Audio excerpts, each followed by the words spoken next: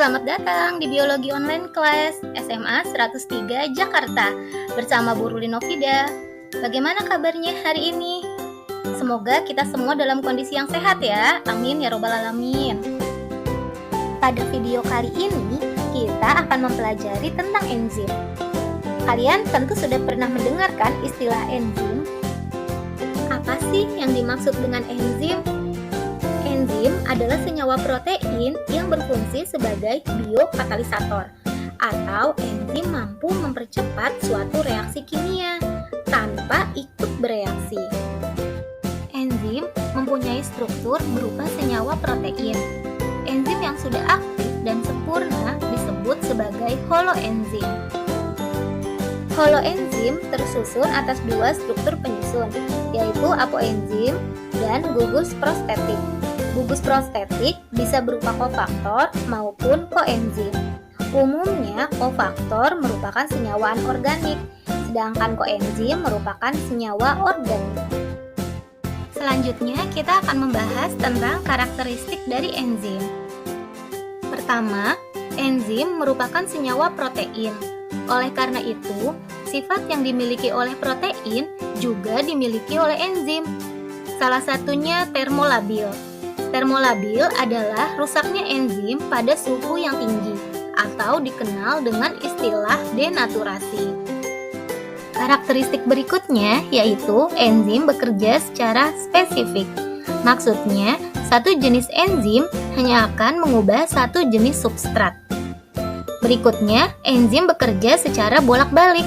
Maksudnya adalah enzim mampu membantu reaksi kimia penguraian, juga mampu membantu reaksi kimia sintesis atau pembentukan. Selanjutnya, yuk kita bahas cara kerja enzim. Enzim sebagai biokatalisator mampu mempercepat reaksi kimia dengan cara menurunkan energi aktivasinya. Apa sih yang dimaksud dengan energi aktivasi?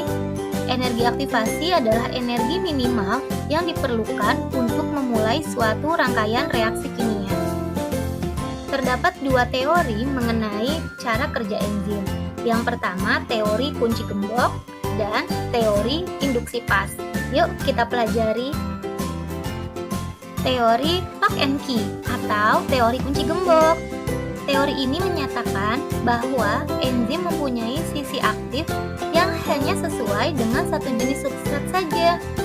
Teori ini sangat sesuai dengan sifat enzim yang menyatakan bahwa enzim itu bekerja secara spesifik. Jadi, satu jenis enzim hanya untuk satu jenis substrat.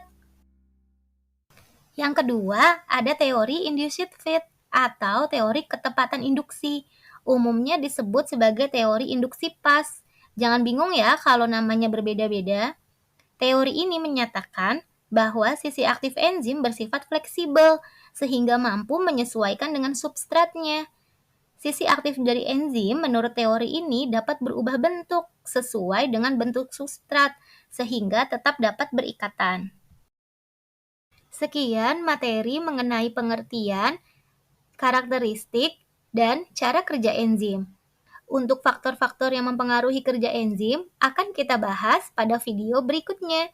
Sampai ketemu di video berikutnya. Terima kasih telah menyimak. Semoga bermanfaat. Assalamualaikum warahmatullahi wabarakatuh.